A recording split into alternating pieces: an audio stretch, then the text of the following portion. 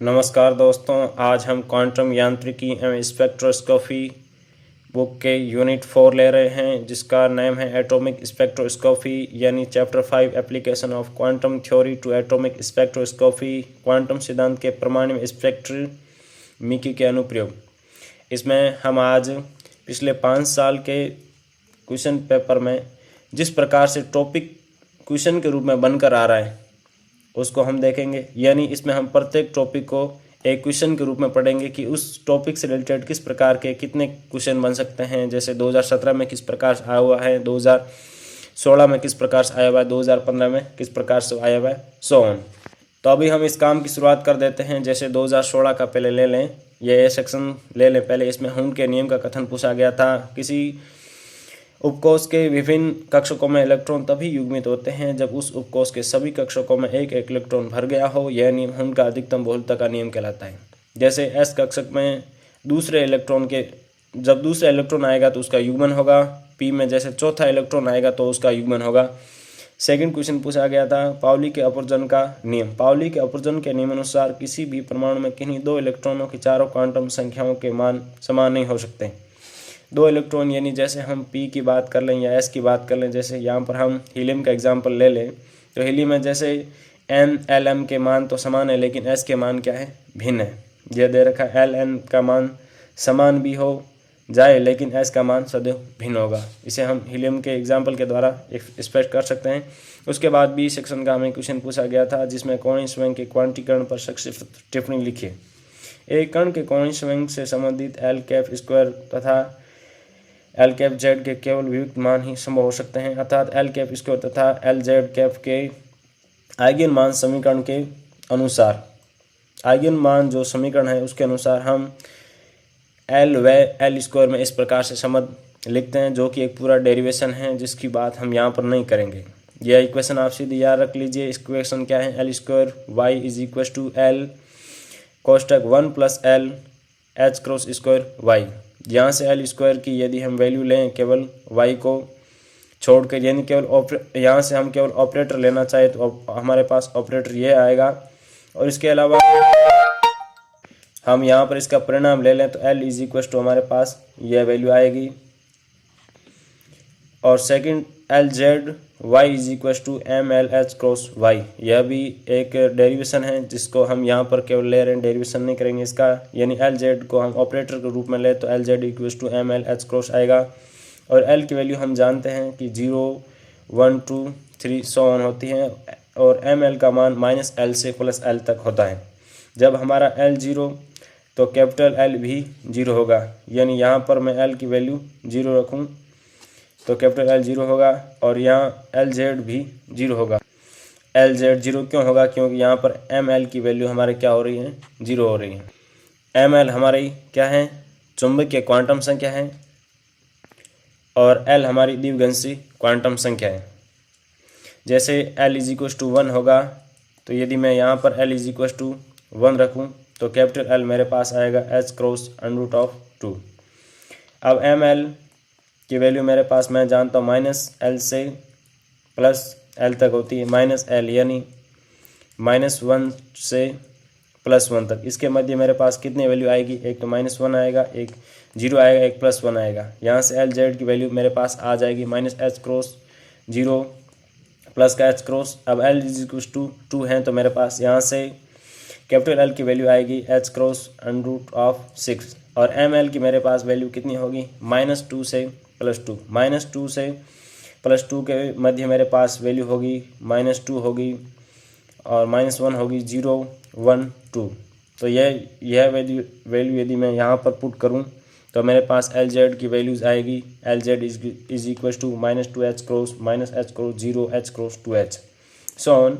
इसी प्रकार से एल इज इक्व टू 1 के लिए यदि हम थीटा ज्ञात करना चाहें तो थीटा हम जानते हैं क्या होता है, L Z upon magnitude of capital L. L Z की वैल्यू मैं रख दूँ एम एल एच क्रॉस और एल मैग्नीट्यूड ऑफ एल की वैल्यू रख दूँ तो मेरे पास मैग्नीट्यूड ऑफ एल की वैल्यू क्या है, H cross under root of L L plus 1 और एच क्रॉस यह वैल्यू रख दी। एच क्रॉस से एच क्रॉस मेरा कैंसिल हो गया। अब यहाँ पर मैं l=1 के लिए ले रहा हूँ। l=1 के लिए मेरे पास ml की 3 वैल्यूज संभव है जो कि -1, 0 और +1 है। जब मैं l=-1 लेता हूँ तो मेरे पास थीटा की वैल्यू 135 डिग्री प्राप्त होगी, जो कि थीटा हम यहाँ से मेजर कर रहे हैं, यहाँ से यहाँ तक 135 होगा। जब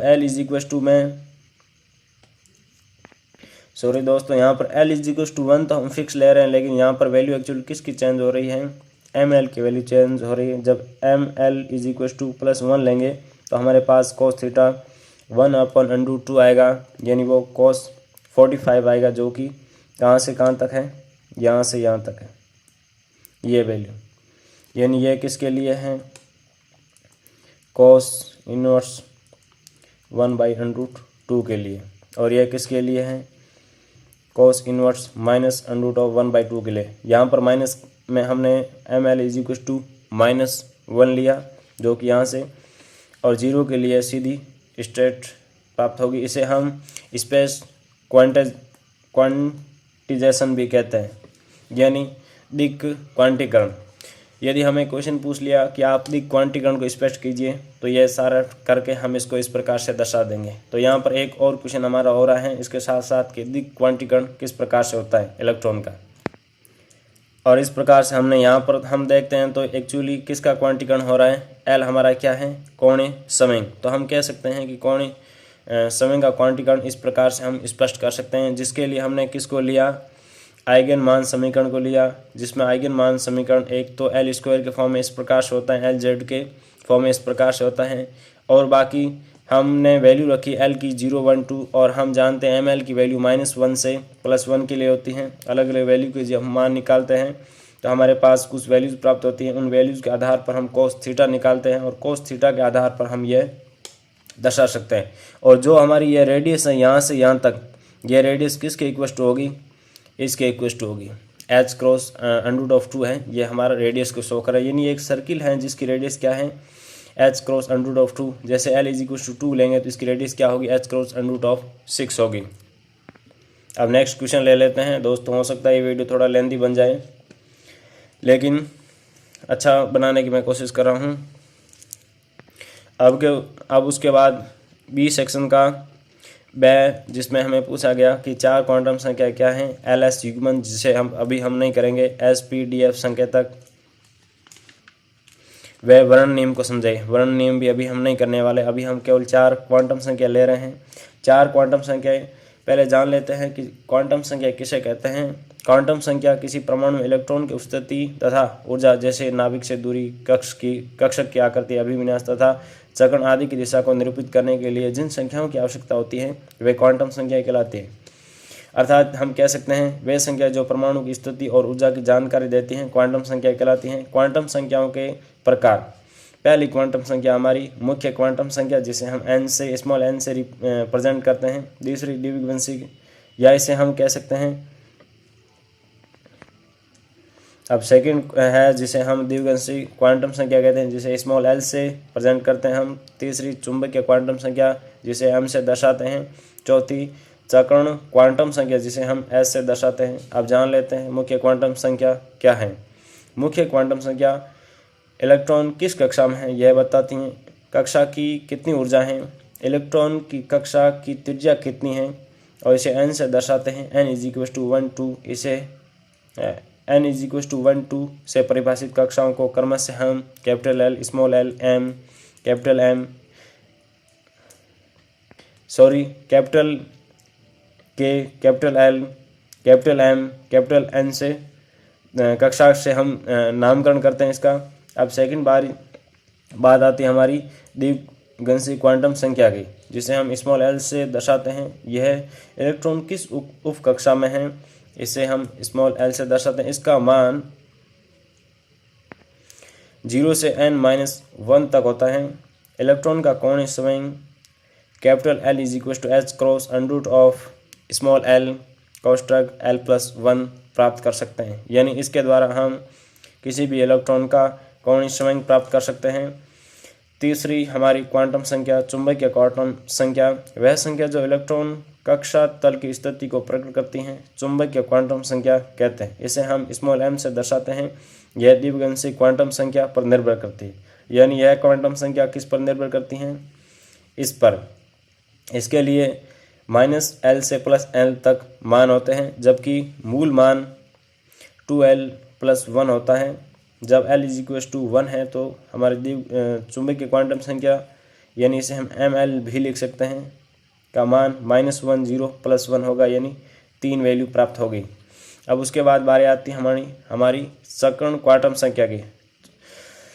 सकर्ण क्वांटम संख्या यह इलेक्ट्रॉन के चक्रण की दिशा बताती हैं तथा इसे हम s से दर्शाते हैं, यानी इलेक्ट्रॉन की दिशा किस प्रकार से, जैसे यह दिशा है या ये दिशा हमारी चक्रण क्वांटम संख्या निर्धारित करती हैं। इसका मान -1/2 से +1/2 या +1/2 से -1/2 तक संभव है। इस प्रकार से यहाँ पर हमारी चारों क्वांटम संख्याओं की परिभाषा समाप्त होती हैं, LS, और वो हम नेक्स्ट टाइम में करेंगे।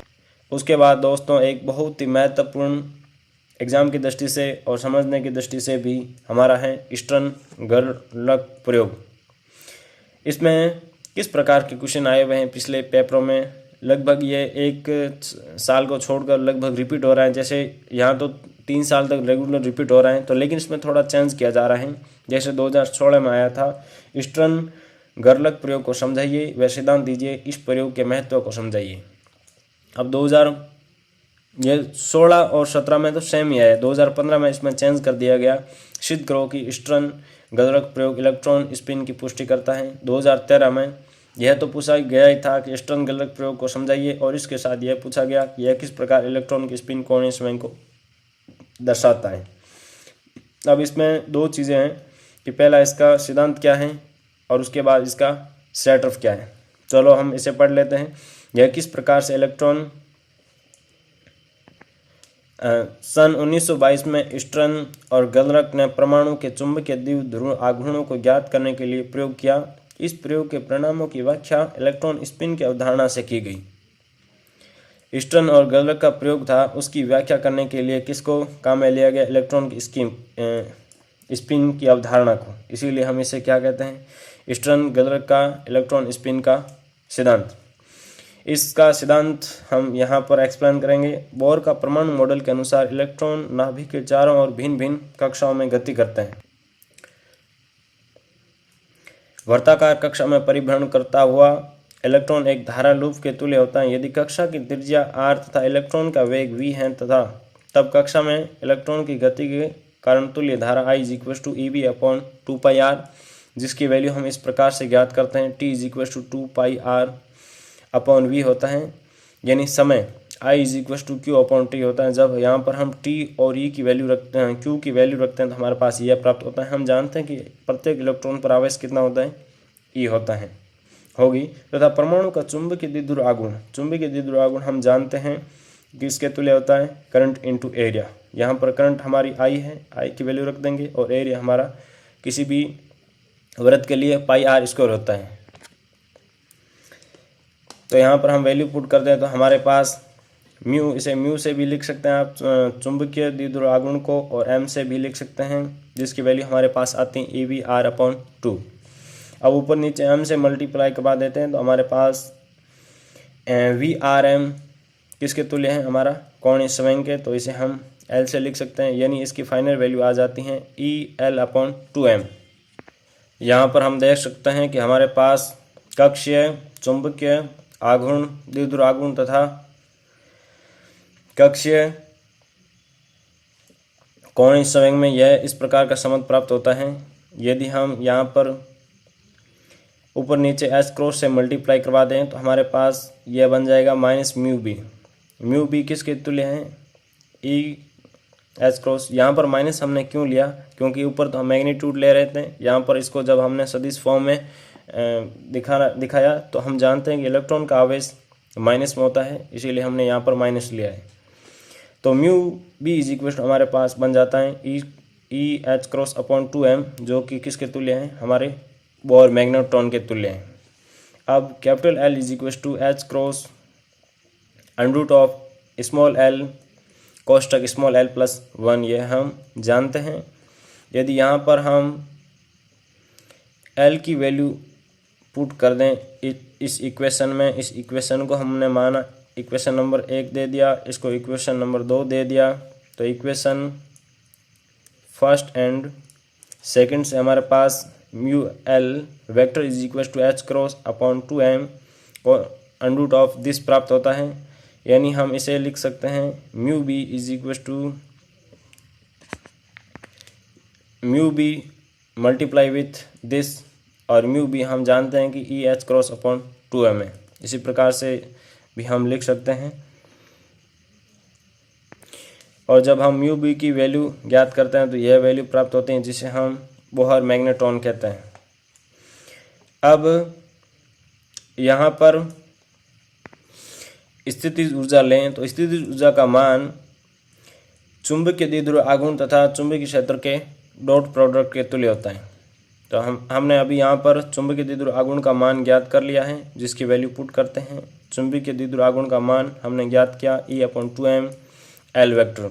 एल हमारा कक्षीय कोणीय संवेग है, बी वेक्टर यहाँ से हमारे पास यह वैल्यू प्राप्त होती है। यहाँ पर हम केवल किसकी बात कर रहे हैं, इसके जेड घटक की, क्योंकि इसमें चुंबकीय डिजाइन इस प्रकार से की हुई होती है कि बाकी एक्स और वाई दिशा में इसका घटक जीरो के तुल्य हो जाते हैं। यानी हम इसे किस डायरेक्शन में सेट करते हैं, यहाँ पर जेड डायरेक्शन में सेट करते हैं, तो इसीलिए जेड घटक ही लेंगे यहाँ पर हम।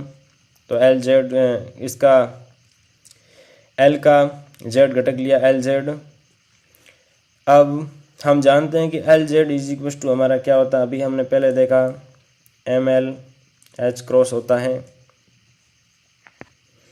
वो वैल्यू यदि हम यहाँ पर पुट कर दें तो हमारे पास यह बन जाएगा E H cross upon 2m, जो कि किसके तुल्य है, म्यू बी के। और फाइनल हमारे पास आ गया म्यू बी एम एल, और एम एल को हम मैग्नेटिक क्वांटम नंबर कहते हैं। यानी स्थिर ऊर्जा की वैल्यू यह आ गई हमारे पास, जो कि बहुत महत्वपूर्ण है। अब इस एक्सपेरिमेंट का सेटअप किस प्रकार से किया हुआ होता है। सेटअप के लिए हम एक इस प्रकार की चुंबक लेते हैं जिसमें असमान चुंबकीय क्षेत्र उत्पन्न हो, और अब हम इसको किस चुंबकीय क्षेत्र को किसके अनुरूप सेट करते हैं, जेड एक्सिस के। यानी इसका मान केवल किस घटक के लिए वेरिएबल होगा, केवल जेड घटक के लिए होगा, और एक्स और वाई डायरेक्शन में इसके परिवर्तन का मान 0 होगा।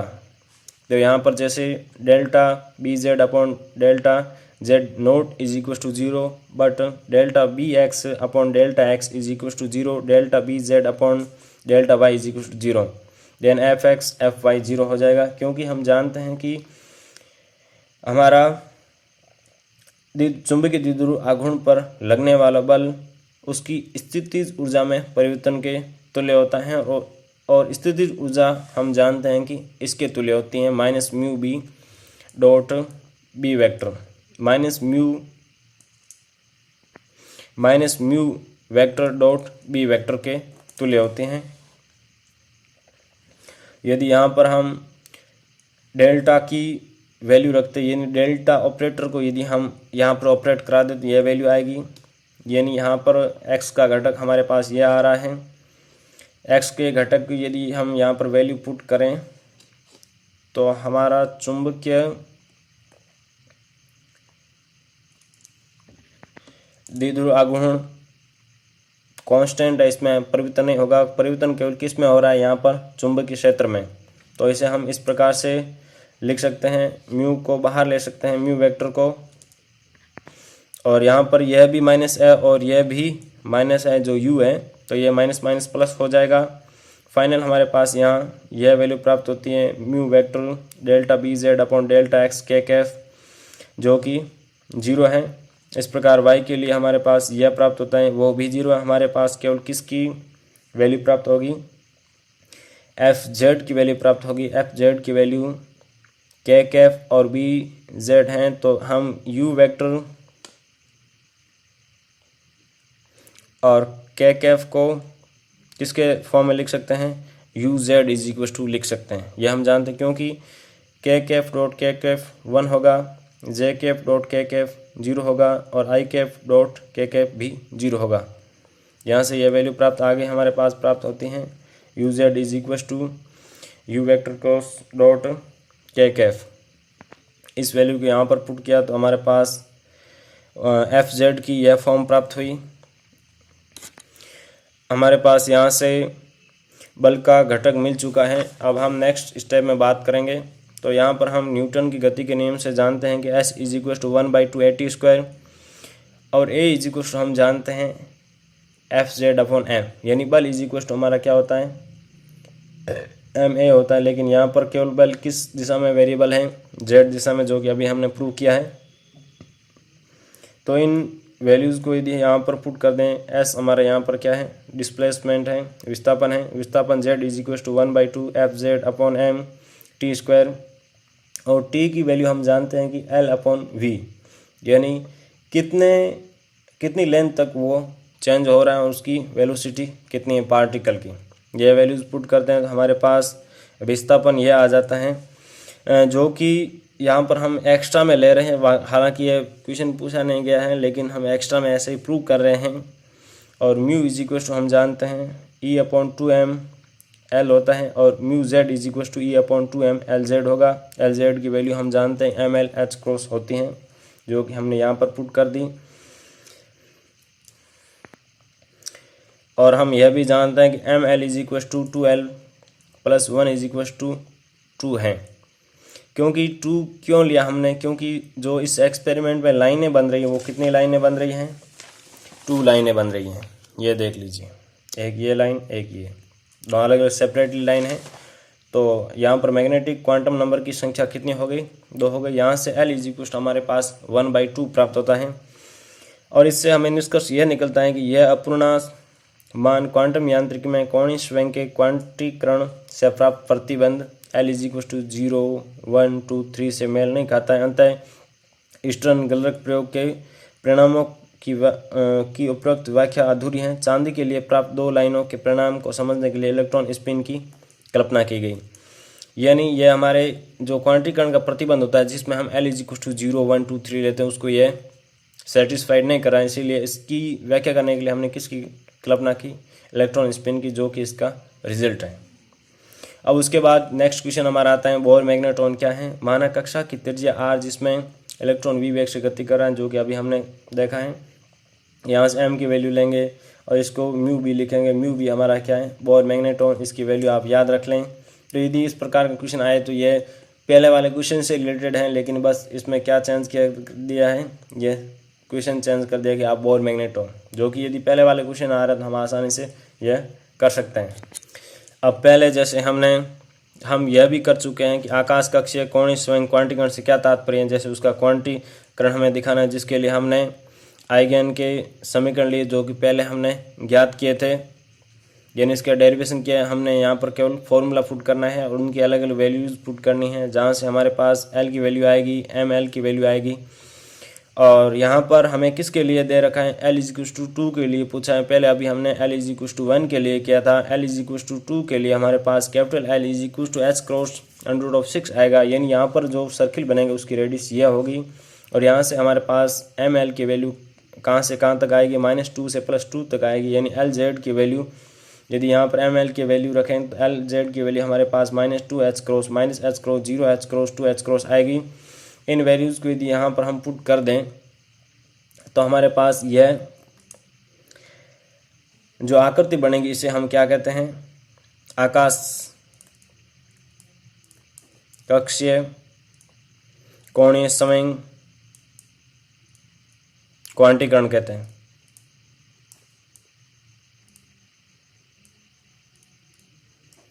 और ये एल इज इक्वल टू 1 के लिए इस प्रकार, एल इज इक्वल टू 1 के लिए अभी हम पहले कर चुके हैं।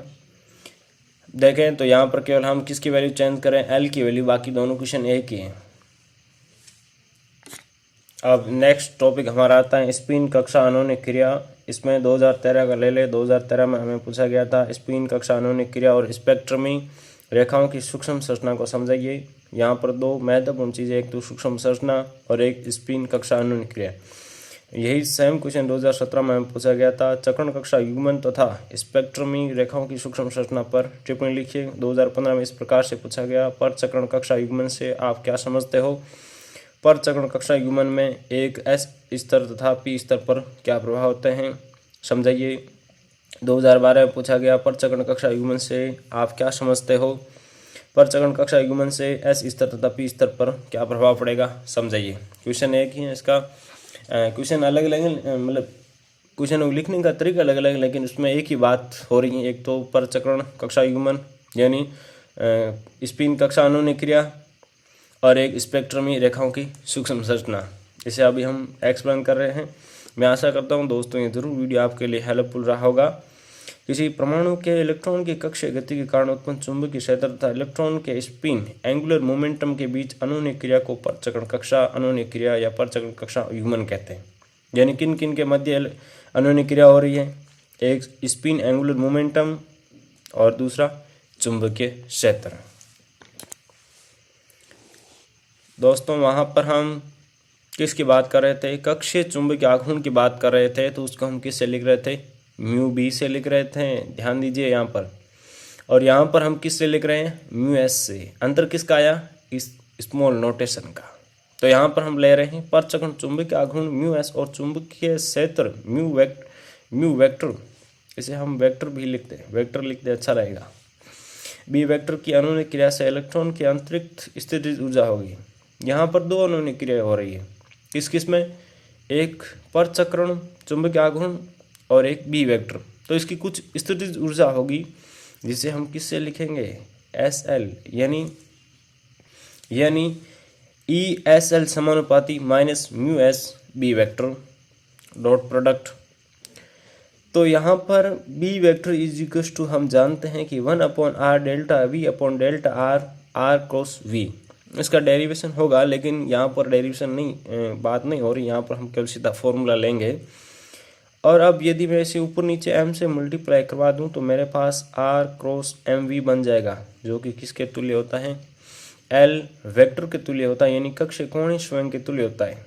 और मैं यह भी जानता हूँ कि मेरा v यानी विभवांतर इज इक्वल टू माइनस के जेड ई अपॉन आर की तुल्य होता है। यहाँ से delta V upon delta are की वैल्यू मैं निकालूँ तो मेरे पास ये वैल्यू आएगी, और इस वैल्यू को उठाकर यदि मैं यहाँ पर पुट कर दूँ तो मेरे पास बी वेक्टर की यह वैल्यू आ जाती है।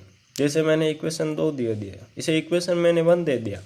अब E S L is equal to minus mu S vector और बी की वैल्यू पुट कर दी। बी की वैल्यू क्या आई, K Z E L vector upon M R cube, और इसे मैं आगे सोल्व कर रहा हूँ तो मैं इसे इस प्रकार से लिख सकता हूँ। अब मैं म्यू एस को एक नए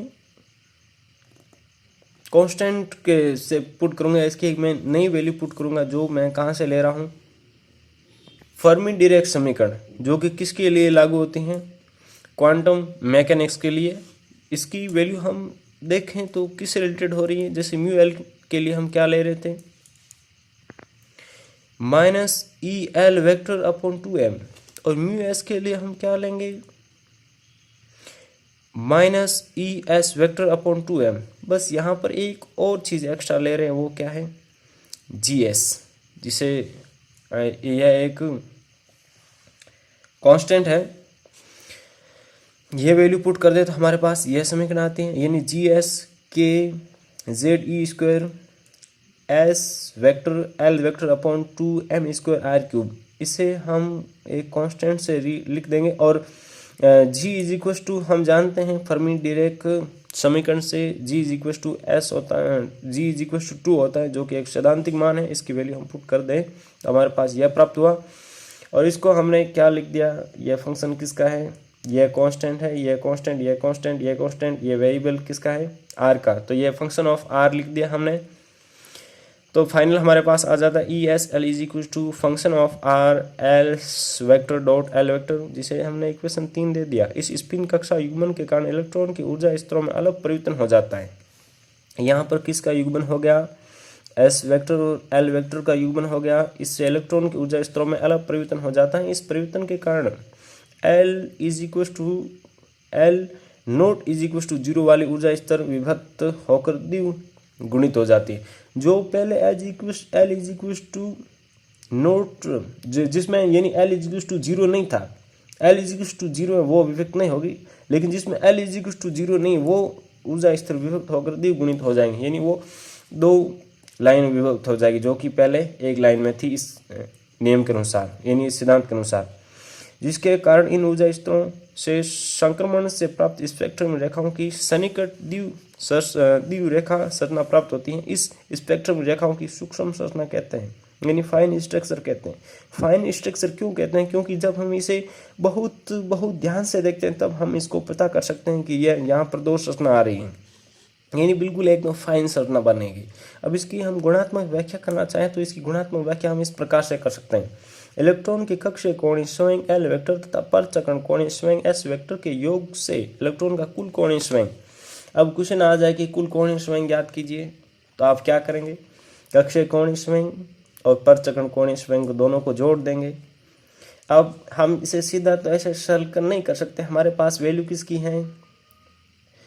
S vector dot L vector, तो इसे पहले इसमें कन्वर्ट करना पड़ेगा, क्योंकि हम किसकी बात कर रहे हैं?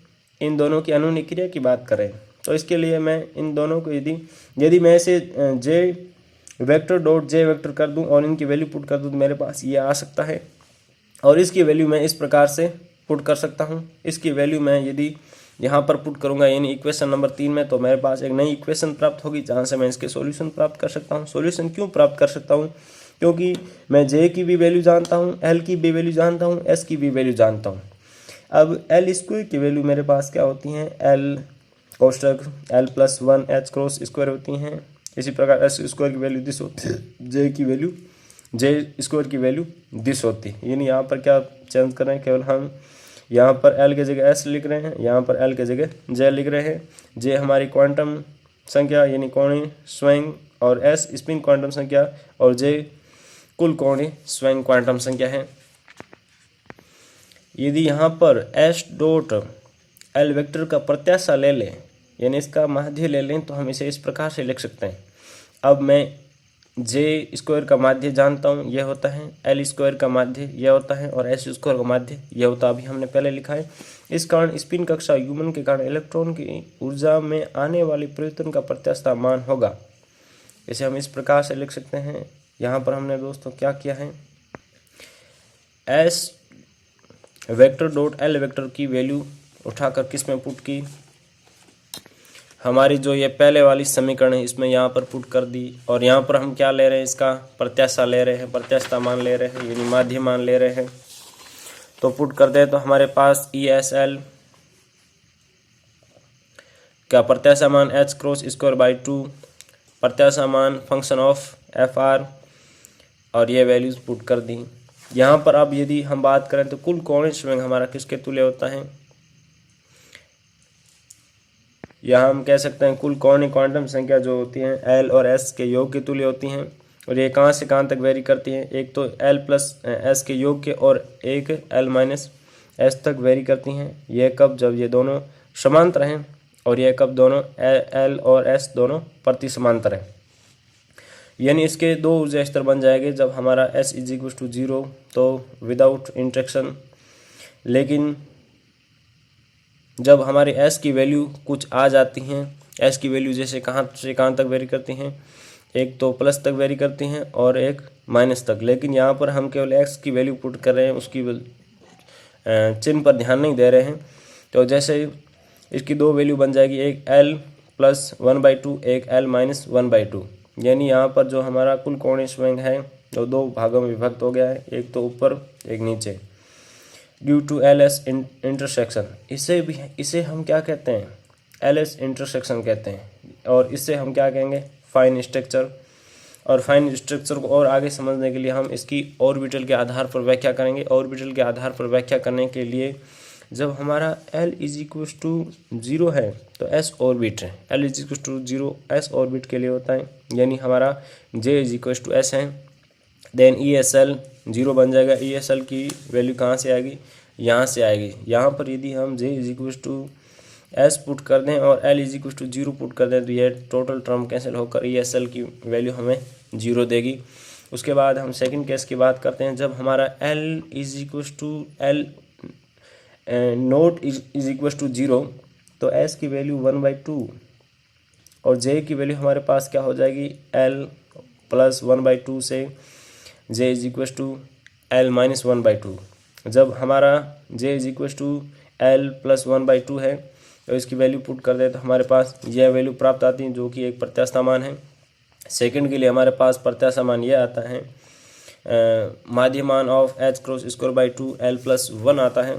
अब आगे चलते हैं और आगे चलने पर यदि इनका हम अंतर निकालना चाहे कि इन जो हमारे पास दो प्रत्यास्था लाइन आई है यानी दो फाइन स्ट्रक्चर की लाइन है उनके बीच ऊर्जाओं का अंतर क्या है, तो इन दोनों के बीच अंतर निकाले तो हमारे पास ये 2L+1 के समानुपाती आता है क्योंकि ये हमारा कांस्टेंट है।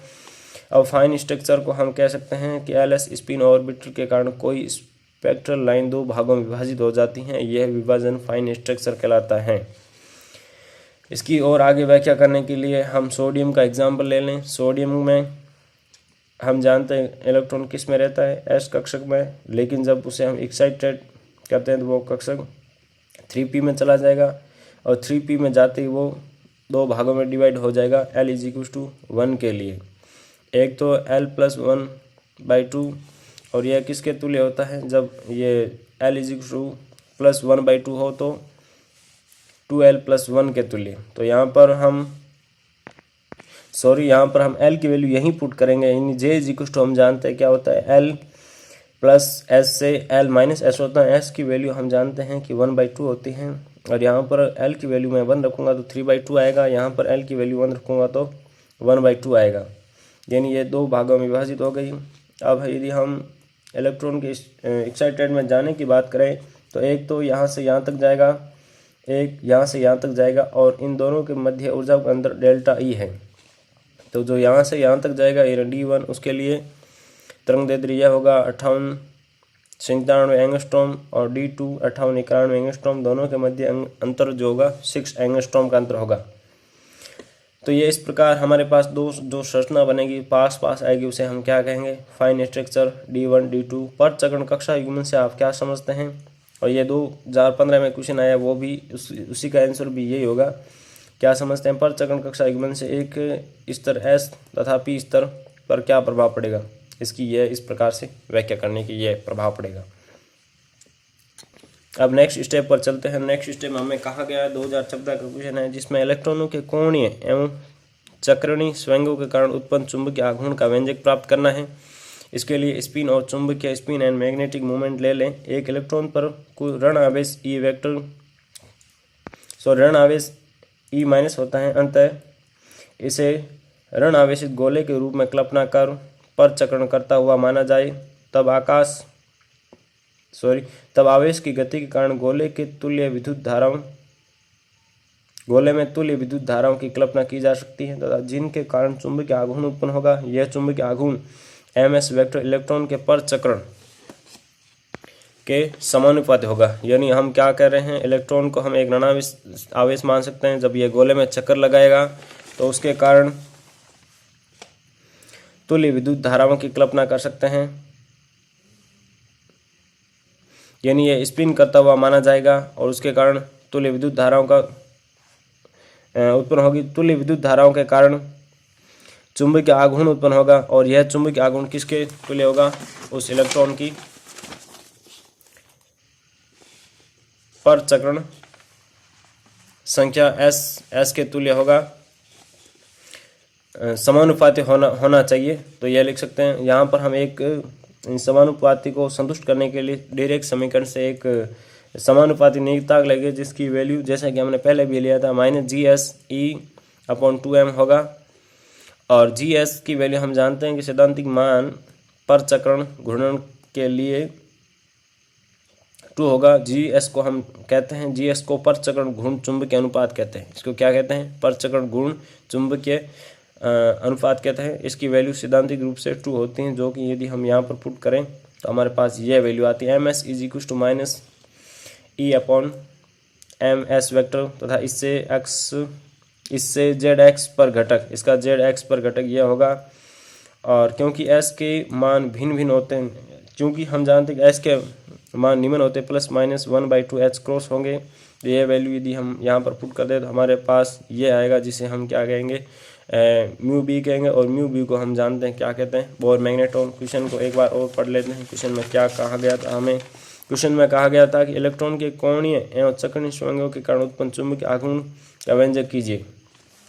इलेक्ट्रॉन के कोणीय एवं पर चक्रणीय संवेगों के कारण उत्पन्न चुंबकीय आघूर्ण का व्यंजक प्राप्त कीजिए। तो हमारे पास यह व्यंजक प्राप्त हुआ, और इस व्यंजक के आगे हम जब लेते हैं अलग अलग घटक पर जेड घटक क्यों लेंगे कि हम जानते हैं कि केवल चुंबक जो हम यहाँ पर इस चैप्टर में पर्टिकुलर बात कर रहे हैं, तो यहाँ पर इस पर्टिकुलर चैप्टर में हम किसकी बात कर रहे हैं, स्टर्न-गेर्लर के अनुप्रयोग की, और जिसमें केवल चुंबकीय क्षेत्र किस में वेरी करवा रहे हैं, जेड के अनुदिश, और जेड के अनुदिश हमारी स्पिन क्वांटम नंबर है जो ±1/2 h के तुल्य होती है, और इनके वैल्यू पुट करते हैं तो हमारे पास बोर मैग्नेट्रॉन की वैल्यू आती है। और मैं आशा करता हूं दोस्तों यह वीडियो ज़रूर आपके लिए हेल्पफुल होगा। हो सकता है दोस्तों थोड़ी बहुत एक्सपर्टता में अभी सुधार करना बाकी है, उसके लिए मैं निरंतर प्रयत्नशील हूँ। हमारे चैनल पर आपको बीएससी से रिलेटेड अनेक वीडियोस रेगुलर मिलते रहते हैं, जैसे प्रैक्टिकल हैं और अन्य वीडियो सजेस्टेड वीडियो भी मैं आपको प्रोवाइड करता हूं, जैसे बुक सजेस्ट इत्यादि। आप अपने दोस्तों को हमारे चैनल के बारे में ज़रूर शेयर करें, और मैं जो भी वीडियो बनाता हूं वो दोस्तों आपकी हेल्प के लिए बनाता हूं कि कोई बंदा जो सेल्फ स्टडी करना चाहे तो उसके लिए कुछ मटेरियल उपलब्ध होना चाहिए। तो मैं आशा करता हूं ज़रूर आपको ज़रूर कुछ हेल्प होती है वीडियो के द्वारा। धन्यवाद दोस्तों, हमारे चैनल को सब्सक्राइब करें, अपने दोस्तों को शेयर करें।